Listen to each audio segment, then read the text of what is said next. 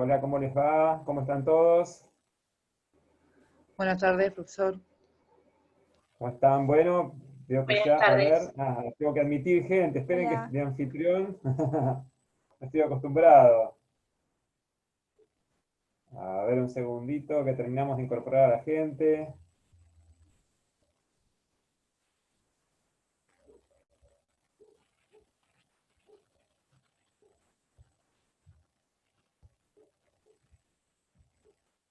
A ver, ahí estoy.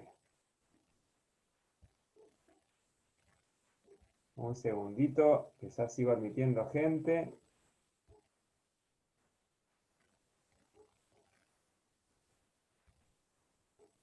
¿Cómo les va a todos? A ver, a ver.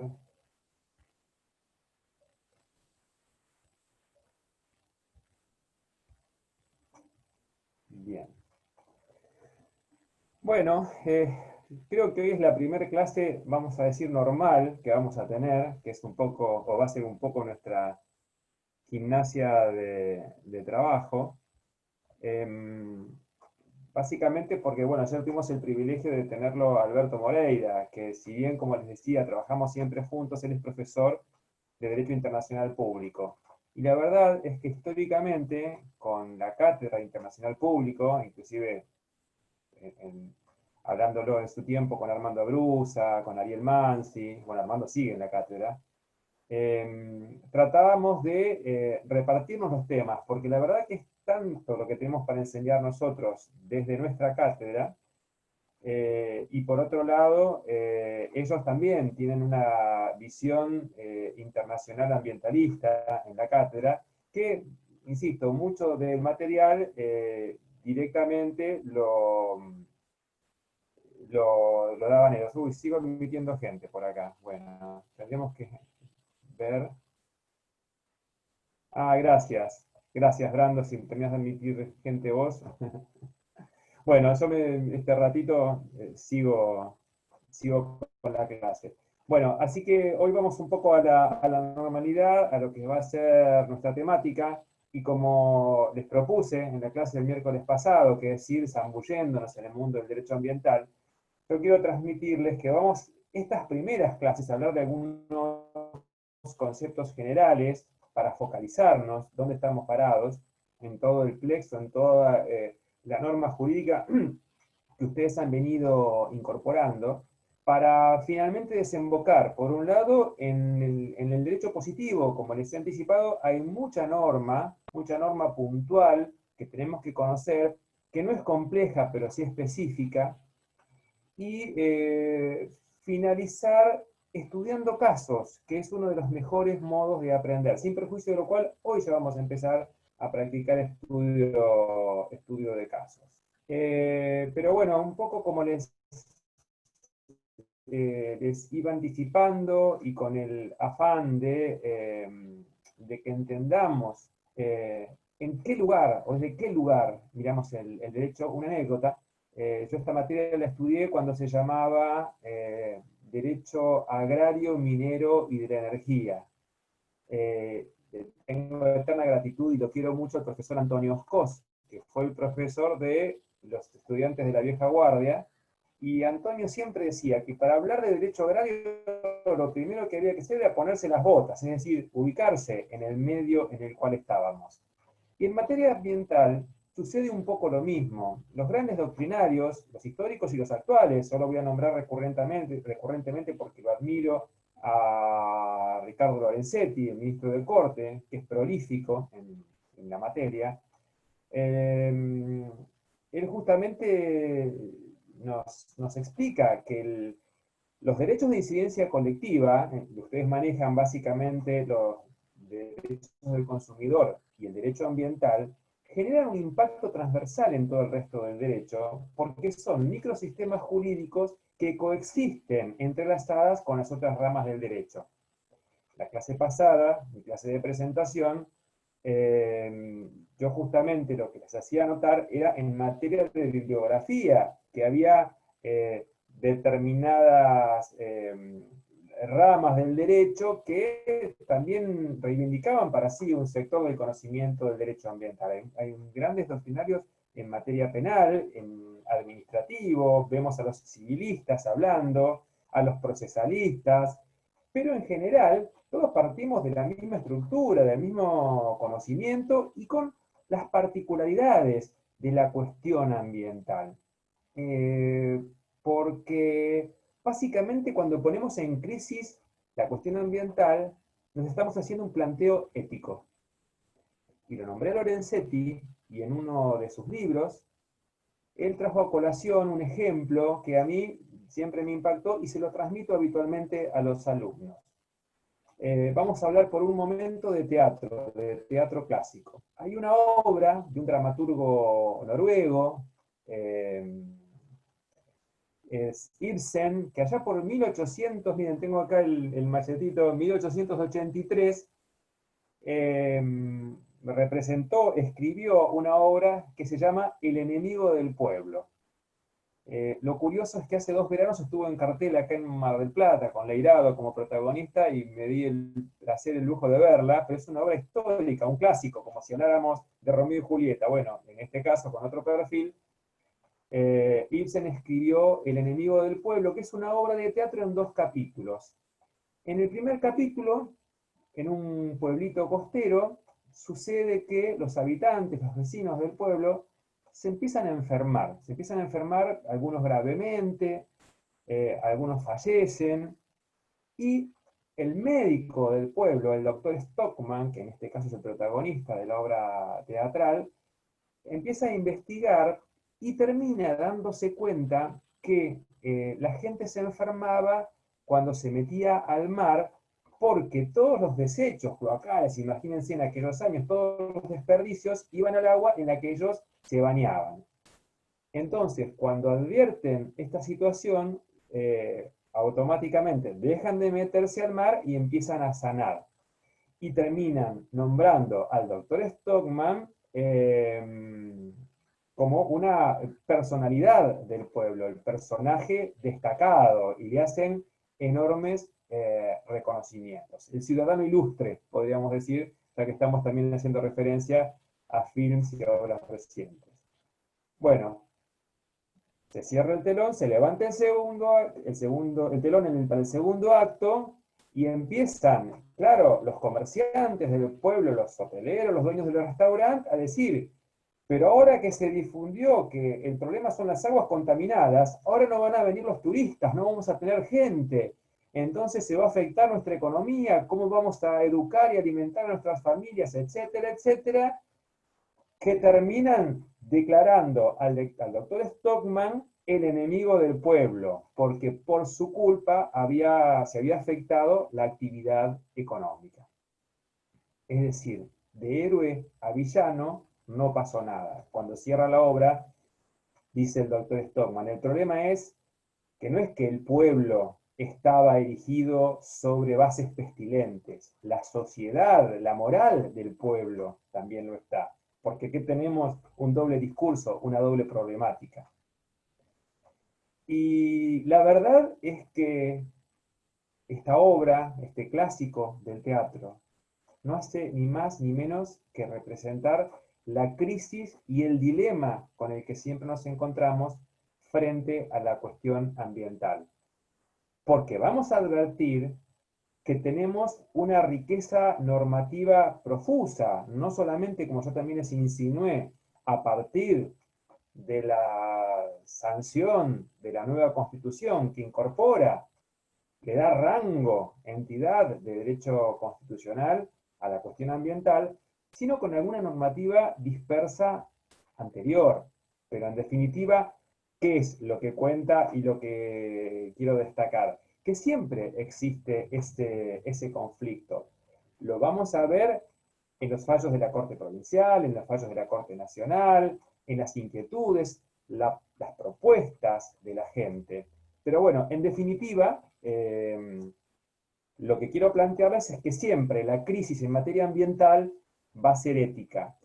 Como también es complejo el sistema del derecho para dar respuestas. ¿Por qué? Porque en general nosotros venimos de un sistema jurídico antiguo y pensado para pocos.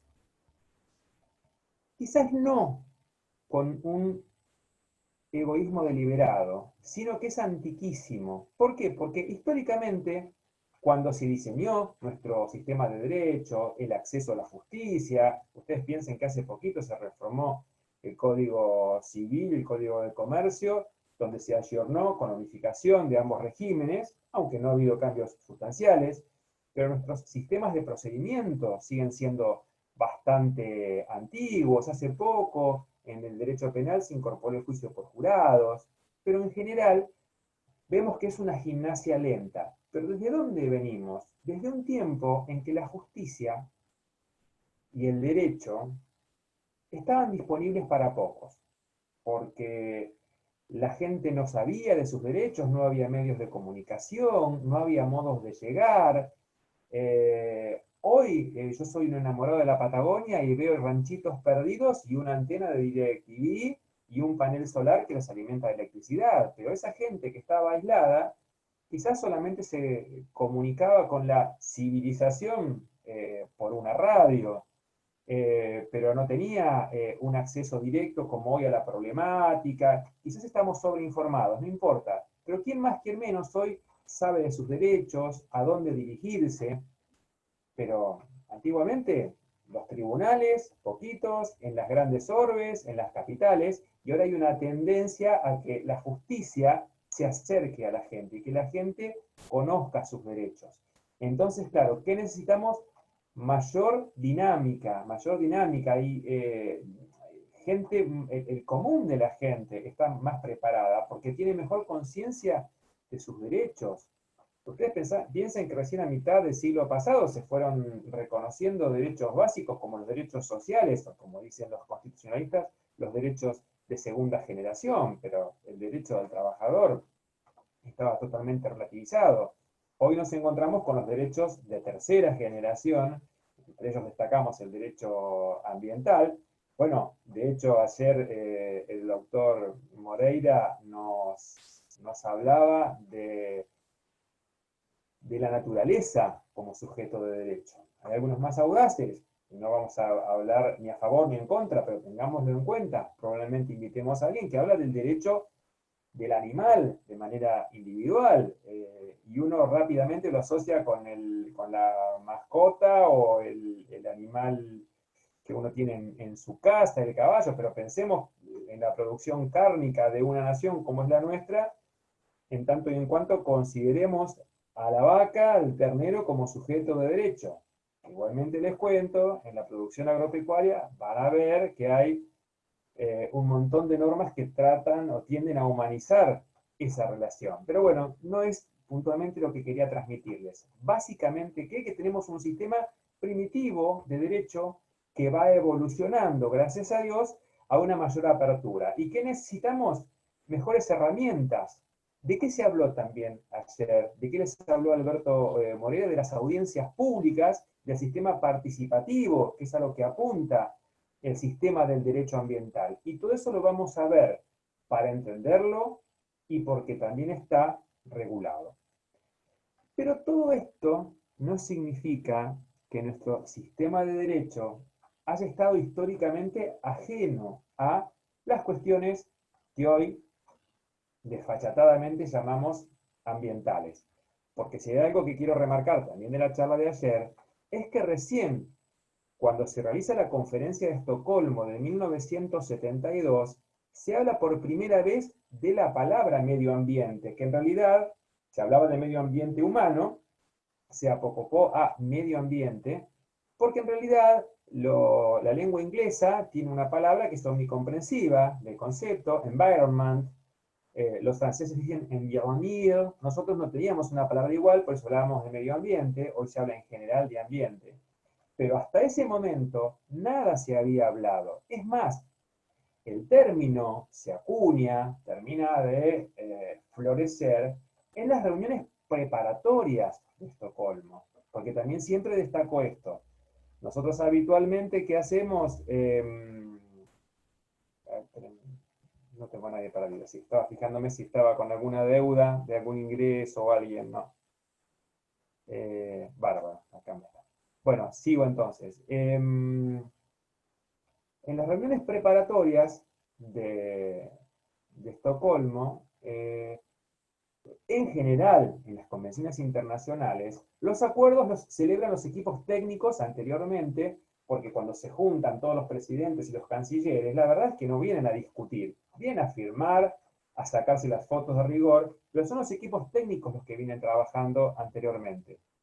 Y básicamente el reclamo de las naciones más desarrolladas iba contra algunos pueblos africanos que para solventar sus economías estaban aniquilando bosques que eran muy valiosos, de maderas valiosas, y sabían que no había un plan para repoblar estas vastas selvas que estaban siendo depredadas. ¿Y el conflicto cuál era? Los africanos le decían, sí, yo me doy cuenta de lo que estoy haciendo, pero yo tengo que alimentar a mis pueblos, tengo que vestirlos, tengo que hacerles sus viviendas. Ustedes me dicen que la cuide, pero ustedes tienen otros recursos, vengan y ayúdennos a nosotros. No, no. Las naciones desarrolladas les imponían conductas éticas a los países subdesarrollados, pero que se las resolvieran solos. Que fue en definitiva lo que después va a ayornar y a modificarse en la conferencia de Río en el 92, cuando, también como le señaló ayer Alberto, se iba a contribuir de manera multinacional, coadyuvando y aportando información, pero bueno, ya vamos a ver el convenio sobre biodiversidad en las clases más avanzadas. Pero bueno, en definitiva, ¿cuál es el escenario? Les decía, una gran cuestión ética que nace o cobra autonomía internacionalmente. Como es probable que ustedes lean luego bibliografía sobre el tema, no quiero dejar de remarcar, para ya redondear y dedicarnos de lleno por varias clases a la legislación local, que en la Génesis muchas de las cuestiones y de los conceptos que hoy regulan la cuestión ambiental nacieron en conflictos binacionales. Esos límites de los que ayer se hablaba, que son antojadísimos, que todos conocemos, porque algo natural y que todos comprendemos es que el conflicto ambiental es transfronterizo, no se respeta una línea o una demarcación política. Muy pocas veces ocurre, bueno, quizás con Chile, nuestra cordillera, que establece una realidad, sobre todo climatológica, de un lado y del otro, no minera, porque los que están bajo la cordillera de un lado y del otro son los mismos minerales. De hecho, hay algunos emprendimientos, iba a ser el caso de Pascualama, que iba a ser binacional, pero en general no se respetan o no se advierten esos límites que establecimos los humanos.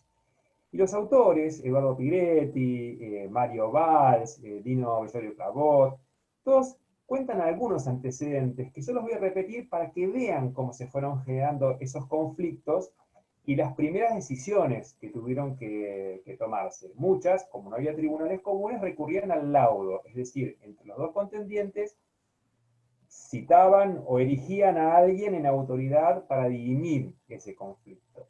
En general, todos al primero que refieren es el de la fundición de Trail. La fundición de Trail era justamente una empresa que estaba radicada en el estado de Columbia, en Canadá, en la zona de los Grandes Lagos. Pero ¿qué sucedía? Todos los efluentes gaseosos que emitía esa fundición, por los vientos dominantes que en esa región van de norte a sur, terminaban cayendo sobre el territorio norteamericano y afectaban a una zona que era productiva desde el punto de vista agrícola-ganadero. Entonces, claro, los norteamericanos no tenían a quien reclamarle porque no eran sus vecinos, sino era allende las fronteras que se producía el conflicto. Entonces, ¿qué hacen? Le piden a su Estado norteamericano que le formule el reclamo al Estado canadiense. ¿Y qué fue necesario? Establecer una modificación en el sistema de producción de la fundición de Trail y la indemnización de esa empresa a los productores del otro lado de la frontera que habían visto mermadas sus economías. Pero para llegar a ese acuerdo fue necesario un laudo internacional, es decir, un conflicto transfronterizo donde básicamente lo que se estableció es un principio que es bastante conocido en el derecho internacional, que es, en inglés es not in my background, es decir, no, lo que yo no quiero que ocurra en el fondo de mi casa, tampoco te lo puedo hacer a vos, es decir, como barrer los residuos o barrer la basura bajo la alfombra, pero en este caso la alfombra es del estado vecino, no. Yo no lo hago en mi territorio, lo que yo no quiero para mi territorio tampoco te lo puedo imponer en el tuyo. ¿Qué fue necesario? Un laudo internacional para resolver esa cuestión. Otro caso curioso que también Profesor, tiene como protagonista, ¿sí? sí, una Otro caso pregunta. curioso, sí, Todo lo que nos está dando en estos momentos, las clases que hemos tenido, ¿lo sacamos del libro que nos subió en la plataforma o tenemos que buscar en otro sí. lugar más especial? No, no, no, miren, ayer una compañera también me preguntaba, todo este material, primero, estas clases están quedando grabadas. Segundo, como recién les acabo de decir, esta idea introductoria está en el libro de Pigretti que también tienen subido como material. Pero a su vez, nosotros tenemos mucho material que vamos a ir liberando parcialmente en cada una de las unidades. De hecho, hoy estoy hablando de la bolilla 3, voy a hablar de algunos fallos, está todo el material disponible, así que quédense tranquilos. Bibliografía, más allá de las clases grabadas, y mucho material que está subido. Aprovecho para comentarles que el otro día, al final de la clase, una alumna, tengo el nombre por ahí, después la voy a nombrar para agradecerle, me refirió que el Centro de Estudiantes de la Facultad de Derecho de la Universidad Nacional de La Plata también tiene muchísimo material disponible. Se me pasó compartirles el link, pero hay mucha bibliografía disponible. Quédense tranquilos de manera virtual, que es el gran desafío. Porque claro, es cierto, los libros más actuales, los autores tienen la esperanza y el derecho de cobrar sus royalties, pero entonces quizás no están en ese formato que todos desearíamos. Recuerdan que cuando comenzó el cuatrimestre pasado, nuestra facultad recibió de la editorial Astrea la posibilidad de ingresar a sus bibliotecas. Bueno, también ahí hay bastante material. En general son obras más antiguas, pero en estos conceptos generales no hay problema. ¿Dónde se produce la dificultad para estudiarlos? Generalmente cuando llegamos a la jurisprudencia de la Corte o de los tribunales, porque tratamos de traerles la más actual. Y eso también está disponible. Se los vamos a dar nosotros, pero está disponible en la página de la Corte de la Provincia, de la Corte de Nación. Mira, sin ir más lejos, hace 15 días me invitaron a dar una charla en el Colegio de Magistrados, elegí un tema puntual, y me reía porque estaba comentándoles a los asistentes, en general colegas, jueces, fallos de hacía 15, 20 días. Y claro, esos no están en los libros, pero uno tiene el compromiso y la obligación de estar actualizado. Pero ese material también lo van a tener disponible, ¿no? No van a tener mayores dificultades, ¿eh? Bueno, espero más o menos con eso haberte respondido. Ah, Sí, muchas gracias. acá me perdí. Bueno, un segundito, que me estoy organizando, que acá me perdí de vuelta.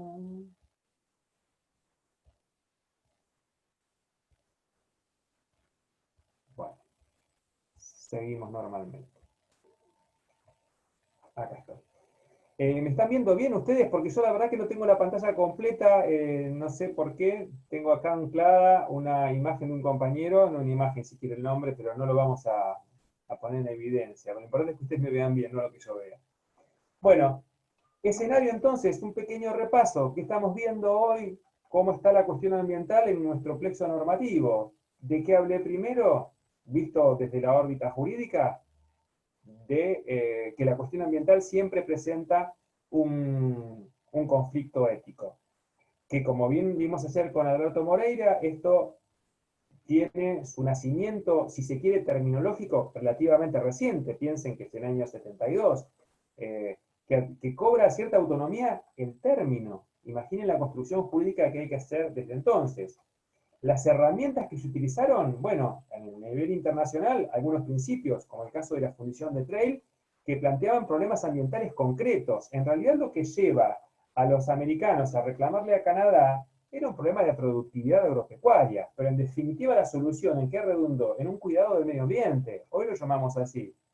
Pero en realidad este conflicto tuvo lugar en la época de la Segunda Guerra Mundial. Ah, gracias, Carlos, que me decís que se ve y se escucha bien. Buenísimo. La verdad que nos ayudó esta plataforma de Zoom, ¿eh? La semana pasada con Webex nos dio laburo. Bueno, otro ejemplo para que conozcan cómo se manejaban internacionalmente, y este es muy curioso, es el conflicto que tuvo lugar entre Estados Unidos y México, acá es donde me había perdido, por el conflicto con el río Colorado. El río Colorado es un río que transcurre o nace en territorio norteamericano, en algún momento es línea divisoria fronteriza, pero básicamente después discurre por México. ¿Y qué ocurre? Empezaron a utilizar las aguas del río Colorado los norteamericanos. Mediante acequias, regadías, la desviaban de su curso y la usaban para regado. ¿Qué ocurría? Que mermaba el caudal que luego llegaba a México. Entonces, el Estado mexicano protesta contra el Estado norteamericano diciendo, che, el río es común, no me estás dejando nada de agua para que yo pueda a su vez hacer mis propias explotaciones. Este río naturalmente discurre de tal manera, tiene tal caudal. ¿Qué fue necesario? Que hicieran un acuerdo binacional en virtud del cual se establecían cotas máximas o mínimas, en realidad un determinado metraje cúbico mínimo, que debía dejar Norteamérica correr hacia México. Entonces, ¿qué solucionaron? El problema de caudal de agua. ¿Qué ocurrió después?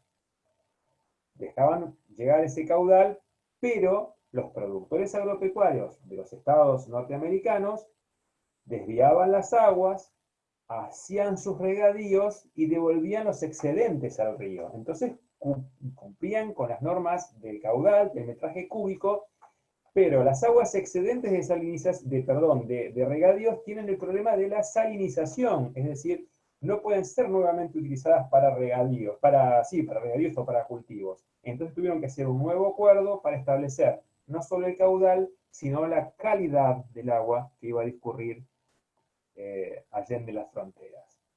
En definitiva, otro conflicto binacional por el aprovechamiento del agua, pero que fue sentando el derecho a que ambos pudieran gozar de ese recurso natural, que era un río común.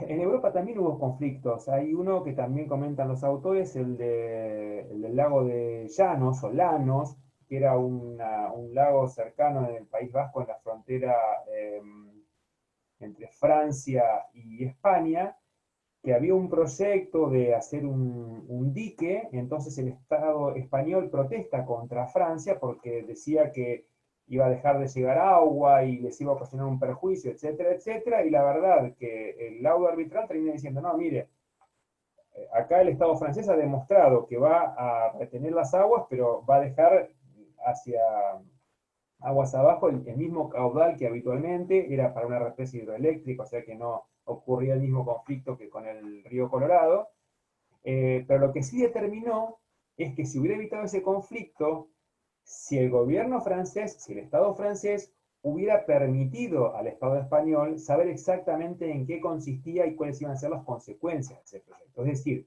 empieza a advertirse la necesidad de contar con una información suficiente, porque justamente ese es uno de los pilares, el acceso a la información. Y en este caso se estableció a través de un acuerdo internacional. Bueno, y así en aquellos años anteriores a la conferencia de Estocolmo, hubo muchos de esos pronunciamientos a nivel internacional. Y, y a nivel local, no es que no existieran este tipo de conflictos. De hecho, ya lo sabía, había algunos que se iban suscitando de uno u otro modo, pero nuestros jueces iban de alguna manera dando respuesta.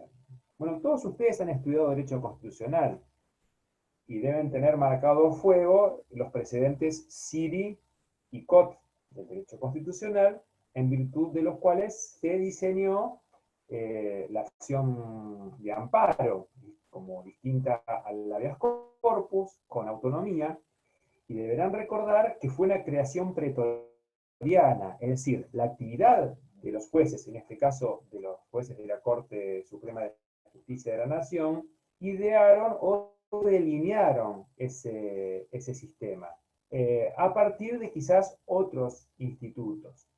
Y esto también ha ocurrido en nuestro derecho.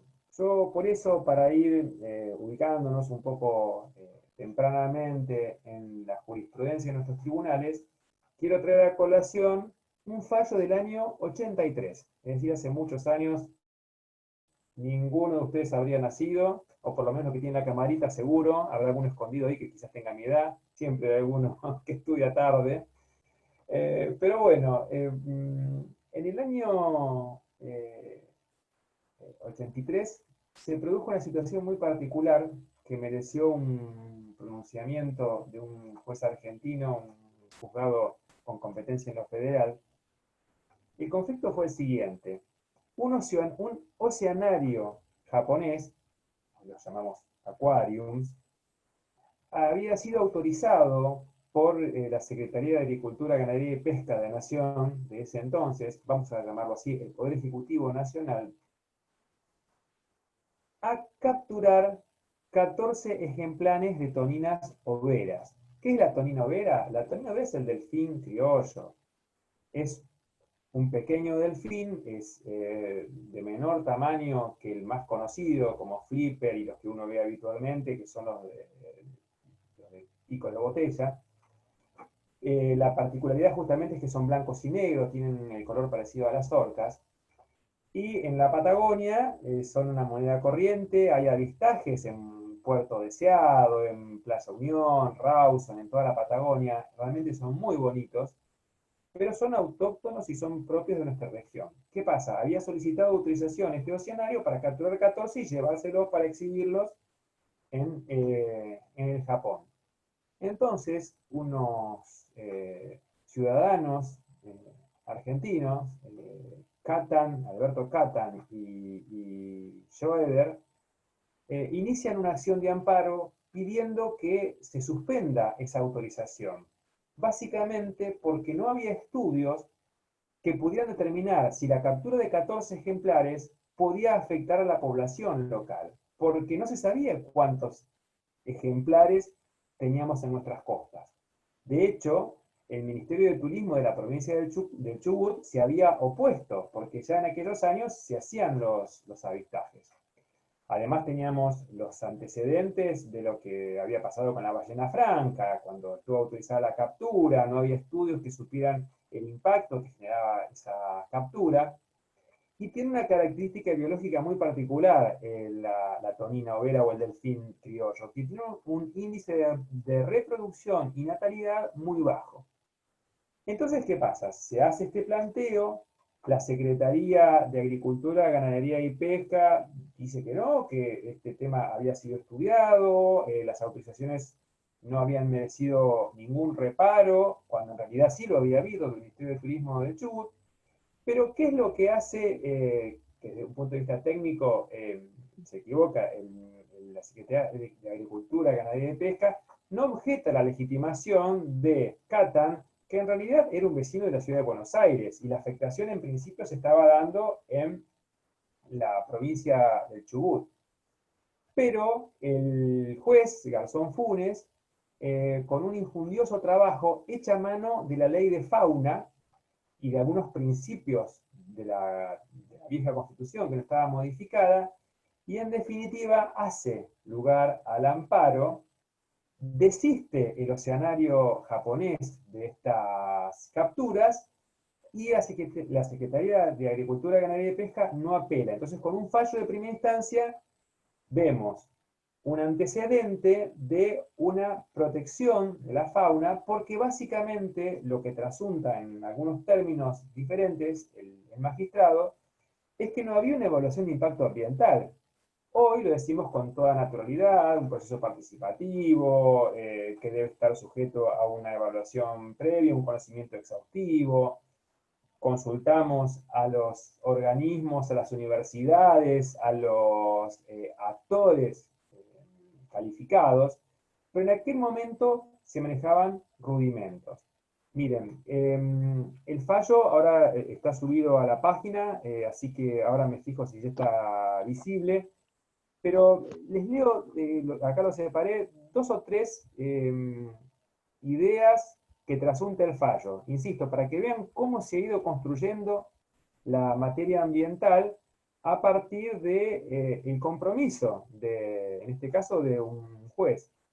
El fallo es dictado el 10 de mayo de 1983 y bueno, básicamente en los resultados que dice el juez, que la demanda persigue, en sustancia, la prohibición de cazar o pescar toninas overas en nuestro mar hasta tanto existan estudios acabados acerca del impacto ambiental y faunístico que dicha caza pueda provocar. La acción fue motivada por 2 autorizaciones dadas por el Poder Ejecutivo para pescar o cazar 14 toninas overas, circunstancia que los demandantes, es decir, los actores del proceso, Catan y Schroeder, consideran que puede resultar de concretarse de importancia suficiente como para alterar el ambiente en que habitan estos animales y la forma y expectativas de vida de los mismos. Dice el juez, llama la atención, como le marcaba, que la Dirección de Conservación del Patrimonio Turístico de la provincia de Chubut se habría manifestado en contra de esa decisión. ¿Qué dice el juez? Bueno, produjo prueba, la particular circunstancia de que se trata obliga a considerar la cuestión con especial cuidado y aplicando la normativa que resulte más idónea para encontrar la verdad. No creo que resulten adecuados, a mí ver los interrogantes que relacionan el tema de los delfines con la matanza de vacunos, ovinos, porcinos. ¿Por qué? Porque aquí habían argumentado que en nuestro país había unas prácticas habituales que eran la de consumo de hacienda. Y dicen, mire, no se puede equiparar la captura de un animal que vive salvaje en la naturaleza con los animales para consumo que se crían a esos efectos, que era uno de los planteos que había hecho la defensa. Bueno, el fallo es extenso, pero ya hacía referencia a lo que se venía discutiendo en la conferencia de Estocolmo, porque esto ocurre 10 años luego. Se refiere a la Ley de Conservación de la Fauna, que es una ley del año 81, la 22421, sobre la que vamos a hablar luego. Pero bueno, en definitiva, lo que quiero marcarles, les recomiendo, insisto, que lean el fallo porque es un fallo crucial en la historia de la protección del medio ambiente en la Argentina, es que cuando existe la voluntad, se construyen las herramientas. De hecho, esa es la tendencia que tiene el actual Código Civil y Comercial, porque se refiere sobre todo a principios generales del derecho. ¿Qué sucede? En general, para el juez, cuando tiene que tomar la decisión, lo más cómodo es encontrar la norma y el artículo exacto que funda la postura a la cual quiere arribar. A ver, el artículo 1464, el inciso B, acá está la respuesta. Me aferro a la ley y listo. Pero lo que sucede es que en la práctica no están previstas o pergeniadas todas las soluciones o las respuestas. Entonces, ¿qué hace el operador del derecho? Acude a las fuentes. La primera fuente, obviamente, es la norma, pero también acude a la costumbre, a los principios generales del derecho, al derecho comparado. Aquí hay una tendencia a recurrir a los principios rectores. De hecho, ya van a empezar a ver con la doctora García de Minela, mañana recuerden que tienen clase con ella a las 18:30, que la Ley General del Ambiente, en su artículo 4, va a establecer principios que debe respetar la normativa. Pero la invocación de esos principios es una herramienta más que suficiente para dar respuesta a conflictos que aún no se nos han presentado. Porque uno puede visualizar algunas cuestiones, pero no puede prever qué va a suceder a futuro. Y la ley siempre llega tarde, la ley viene a dar respuesta a conflictos que existieron antes. Un caso también paradigmático me viene ahora a la cabeza que vamos a ver en el derecho minero. Cuando se codificó el derecho minero, se establecieron, lo vamos a ver después, pero se los cuento cortito, categorías de minerales. Hicieron una división muy sencilla, dijeron que había el legislador, de hecho lo sigue diciendo el Código Minero, que como ya les anticipé es un código nacional, que hay minerales que corresponden a la primera, a la segunda o a la tercera categoría, según determinadas características de cada uno. ¿Por qué los categorizó? Porque a cada una de ellas les asigna un sistema de dominio distinto.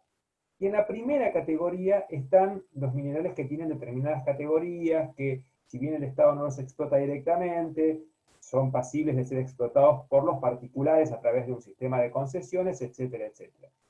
Y cuando se redactó el código, ya se conocían las propiedades radioactivas que tenían algunos minerales, el uranio, el plutonio, el bario, etcétera, etcétera. Ahora, lo que no se conocían eran las aplicaciones prácticas de esos minerales, porque el código de minería en su versión original es del 1890 y pico. ¿Qué sucede?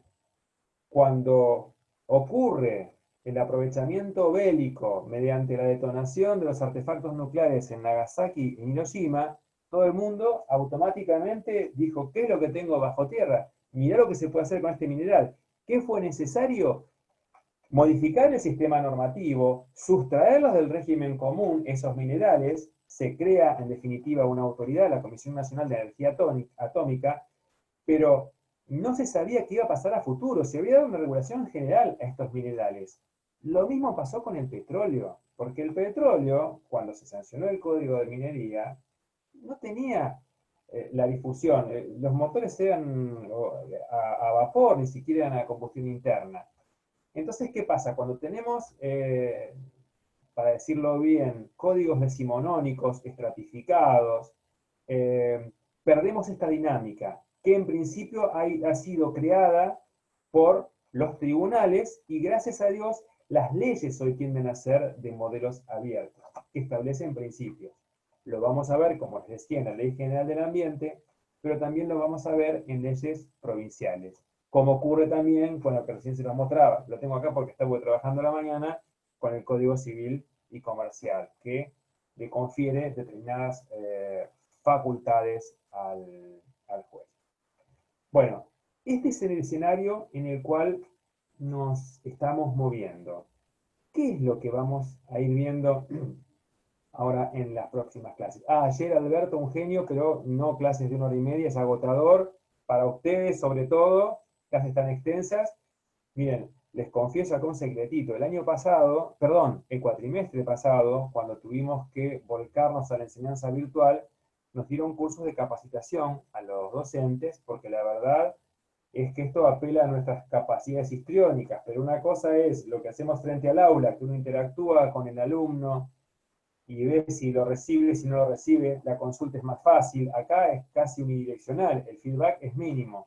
Pero bueno, uno de los consejos que nos dieron es que no diéramos clases de mucho más de 40 minutos porque se tornan tediosas. Es decir, yo podría estar hablando todo el día sobre esto porque me apasiona, porque lo conozco, pero no quiero agobiarlos. Entonces, tengan por seguro que las clases van a ser un poco más breves. Ayer fue un lujo y un privilegio tener a Alberto, pero se nos fue casi todo el tiempo.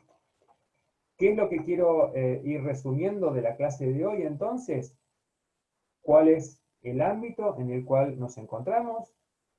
Un pequeño aporte más a lo que hablamos de los orígenes en materia internacional del derecho ambiental, la existencia de pronunciamientos y de fallos que aplicaban principios que hoy naturalmente son del derecho ambiental, ¿qué es lo que debemos hacer los operadores del derecho?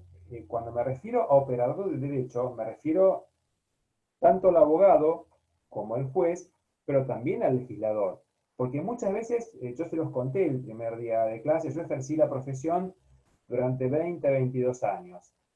Y hace 11 que trabajo como juez en una cámara de apelaciones. Y siempre bromeo que si a mí me hacen una extracción de sangre y me lo analizan y a mí me sigue dando 90% abogado litigante, porque me formé en eso y estoy orgulloso de haberlo hecho. Ahora me apasiona el trabajo que también estoy haciendo, por supuesto. Soy un agradecido de la vida, de poder hacer docencia en derecho, haber ejercido la profesión y ahora ejercer la magistratura.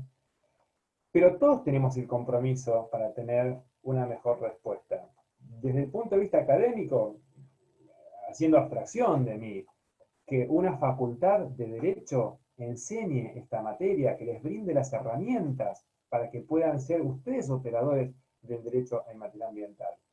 que se vayan con los elementos para que les permitan defender los intereses de los clientes o de los vecinos o de la sociedad a la cual pertenecen.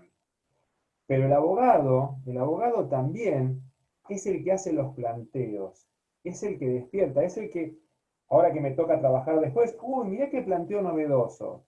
¿De dónde surgió? Nos llama la atención lo nuevo, lo distinto, que a veces surge de la inventiva, pero en general de la experiencia, del conocimiento del caso concreto. Y después que también hace falta que el juez salga del closet de la estructura de la norma puntual y se anime a ver más allá, que es lo que pasó con el fallo sobre las planillas soberas, que es lo que pasó con los jueces que resolvieron Siri y Code. Siempre genera un estado de confort tener la norma que nos respalde en la decisión. Pero cuando no hay norma o vemos que la solución que nos propone la norma es injusta, tenemos que ir más allá. Y en eso vemos, como les anticipé, les he machacado, que los tribunales superiores naturalmente están admitiendo. Acá estoy viendo el chat, pero no, hay cosas que me exceden. Están hablando. Acá se confirmó, miren, justo estaba mirando que entraban algunos. Alguien me pregunta si se confirmó la fecha del parcial. Si yo no tuve ninguna objeción, le pedí al consejo, perdón, a la Secretaría Académica que me la confirme, pero mañana hablo por teléfono directamente con el doctor Lorenzo, con la doctora Arias, para que me lo confirmen. Igual les digo, tenemos que tener una instancia evaluatoria.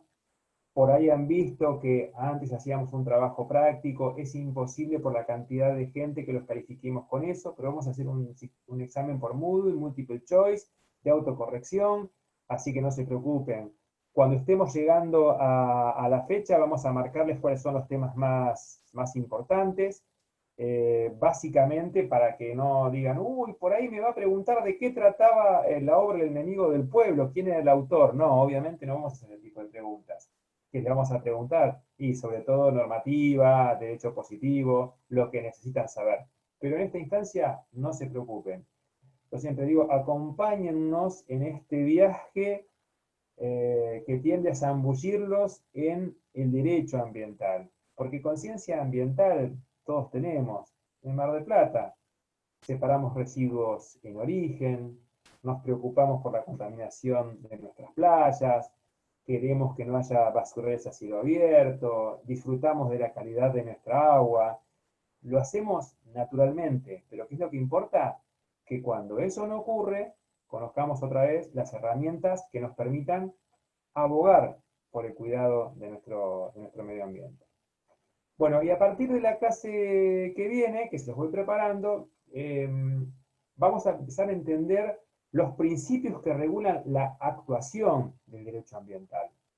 No todos necesariamente han dado ya procesal civil de ustedes, es decir, no se los pregunto puntualmente porque son, no sé, 80 alumnos y cada uno no me va a responder individualmente, pero yo lo sé porque como esta materia no es correlativa de procesal, hay algunos que aún no saben bien lo que es la legitimación activa, la legitimación pasiva, lo que es un litisconsorcio. No se preocupen, vamos a ver esas herramientas, donde una de las mayores preocupaciones que se tiene cuando se va a litigar en pos de la protección del medio ambiente es saber quién es el que puede presentarse ante el juez a pedir. Porque no cualquiera puede litigar en determinadas cuestiones ambientales. Se necesita ser el titular de la acción. Y también tengo que saber a quién voy a demandar. Porque, por ejemplo, si no sé, la municipalidad tiene un contrato con la empresa de disposición de residuos que no es amigable con el medio ambiente, por decir una pavada, yo no lo demando al intendente, que quizás es una coyuntura porque el contrato se celebró antes que estuviera el intendente que está ahora. Yo demando al ejecutivo municipal o a la repartición que tiene a su cargo esa contratación. En definitiva, ¿de qué se trata? De identificar al verdadero sujeto pasivo, porque el derecho no permite que yo demande a cualquiera, tengo que demandar a una persona específica.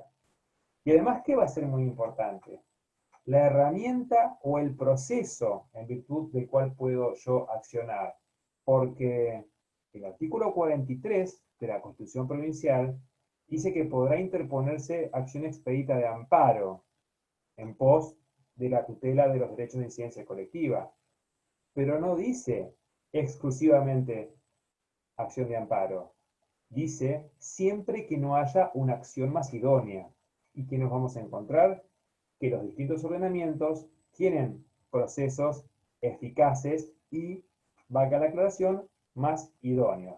Dicho de otro modo, no solo de amparo vive el derecho ambiental, pero eso es lo que vamos a aprender. A partir de la clase que viene vamos a empezar a ver legitimación o titularidad de la acción y tipos de proceso. Y después sí, de plano, de lleno, vamos a analizar la normativa de la provincia y de la nación. Bueno, por hoy, por lo que veo, yo les di 51 minutos de clase. No sé si me quieren hacer preguntas. Las que quieren me las hacen ahora, y si no, me las mandan después al chat del campus virtual. Profesor, ¿hasta qué bolilla entra en el parcial? Vamos a ver hasta dónde avanzamos. ¿Por qué? Porque esta materia tiene una particularidad. Y van a notarlo, y gracias por la pregunta. No es que empezamos por el punto 1 de la bolilla 1 y vamos avanzando. Nosotros podríamos trabajar con autonomía, si se quiere, 3 o 4 temas, como les explicamos. Vemos ambiental, podemos ver derecho agrario, que no es que esté divorciado, pero tiene autonomía, y podemos ver derecho minero. Por una cuestión de formación de todos los equipos docentes, y que vamos tomando lo mejor, el doctor Casas va a dar básicamente derecho agrario. Entonces, él les va a anticipar, con tiempo suficiente, qué bolilla del derecho agrario va a ir, porque él va a estar hablando de las bolillas 8, 9 y 10, quizás sea la bolilla 8. Y nosotros estamos viendo, y vamos a ver durante varias clases, con la doctora García Minela, la 1, la 2 y la 3. Así que si hoy tuviera que arriesgar, serían la 1, la 2 y la 3 y la 8. Pero no se preocupen, que insisto, con suficiente tiempo les vamos a decir a qué temas vamos a circunscribir el parcial, en virtud de hasta dónde hayamos avanzado. Es más, una preocupación que siempre me queda es que no llegamos a agotar todo el programa, porque no nos alcanza el tiempo. En realidad hay muchísimo material, y todos despiertan interés, y todos nos gustaría darlo, pero tendría que ser una materia, no sé, anual, y en realidad bastante carga horaria tiene a tener 3 clases semanales, así que no se preocupen por eso, insisto, porque van a ser seguramente temas que van a entrar más que bolillas, y se los vamos a marcar. Bueno, si no tienen más inquietudes, los dejo en paz. Muchas gracias. Mañana, por supuesto, los esperamos en la clase de la doctora García Minela, y yo quedo abierto a responderles mediante el chat del campus todo lo que sea necesario. Gracias. Chao, profe. Gracias a Chao, ustedes. profe. Muchas gracias.